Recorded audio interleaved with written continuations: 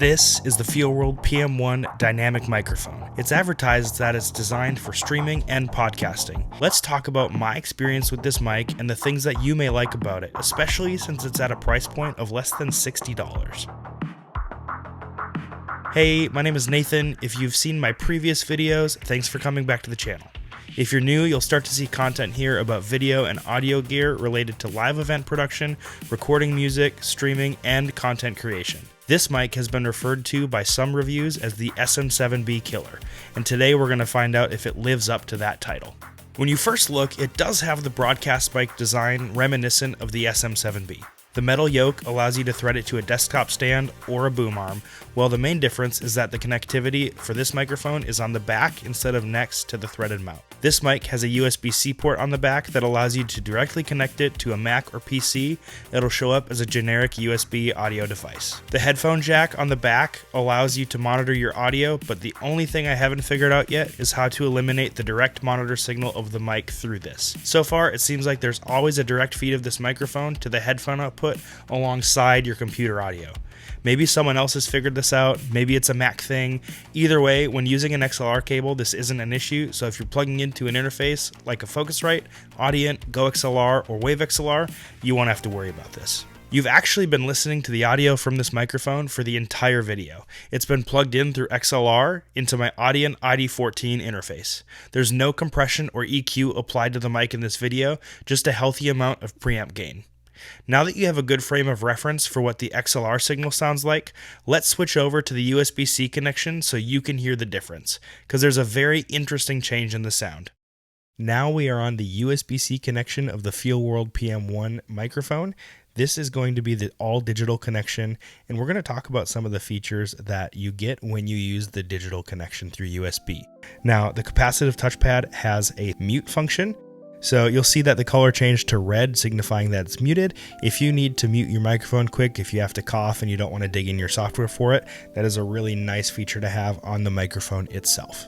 The dial on the microphone is two functions. One function is the headphone output volume. The headphone output can be turned up and down by that dial whenever you have headphones plugged into the back of the microphone. The other function you can get to by pressing and holding on the capacitive touchpad and holding it for a long press. It will switch over, you'll see the LEDs change, and that will get to your microphone output volume into your DAW or OBS or your video calling software, whatever you're using to get good audio.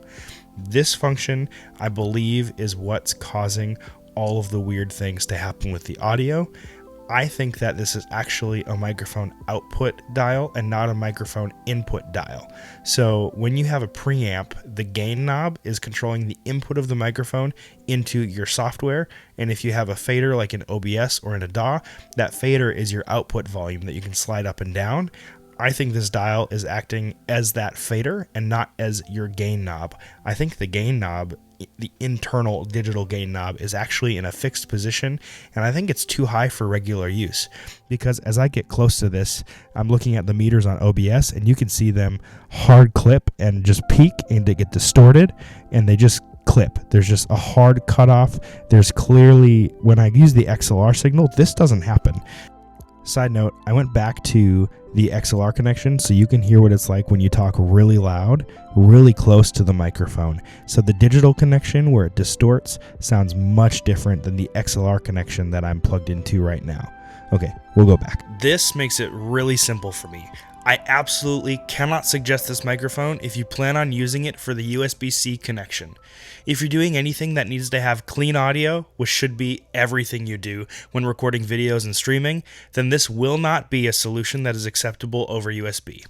Now that we've established this microphone is basically just a $60 XLR microphone, we can begin to compare it to the microphone that the streaming world has set as the gold standard, the SM7B. The Feelworld may still be in the lead simply because of its price point, but let's hear the difference in frequency response and how both microphones compare to each other.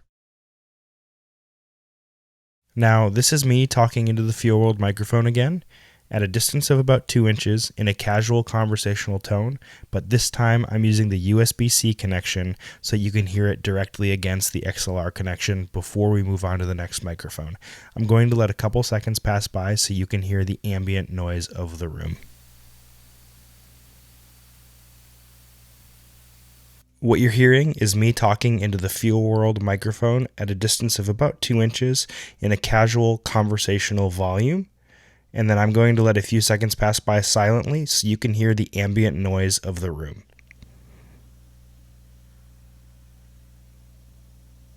What you're listening to now is me talking into the Shure SM7B at a distance of about 2 inches away from the microphone in a casual conversational tone and volume.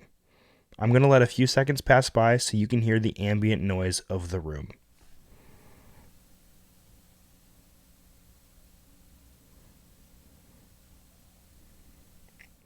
What you may also notice is that I have not changed the preamp level on this audio interface, and this signal on the meters is coming in a little quieter. So for the Shure, you will need an interface that provides more gain, or you will need something like a cloud lifter so that you can add that extra gain to this microphone. As you can see, the resulting sound of both microphones are pretty good. For $60, the Feelworld is definitely hitting sound quality above its price point. But with that price point come flaws that may or may not be acceptable in your scenario. Let me know in the comments below if you think any of these would be an issue for you and your setup. Like I mentioned earlier, the USB audio out of this microphone is completely unusable. The only way I would recommend using this microphone is through the XLR connection. Another thing to note is that the RGB ring, the dial, the headphone output, anything that's electronic on this microphone needs to be connected through USB-C for power. So if any of that is valuable to you, USB is the only option you're going to have to use those features. As we compare the XLR signal from the Feelworld to the Shure, you're going to notice that the Feelworld PM1 has a higher ambient noise floor than the SM7B. If you want the most isolated vocal in your recording, the Shure is going to be the way to go. What this will allow you to do is have a little more leeway in post, so you don't have to use tools like Isotope RX or Adobe's AI noise reduction tools to fix or clean up any ambient noise in your audio. Immediately when I put the PM1 onto this microphone stand, I heard this sound. I am barely tapping that microphone stand, and the meters in OBS are peaking just as high as it is when I talk.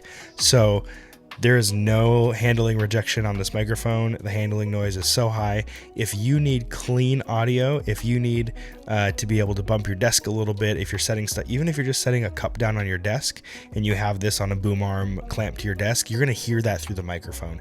This is not the microphone you want to use if it's not isolated on a stand away from the surface that you are working on.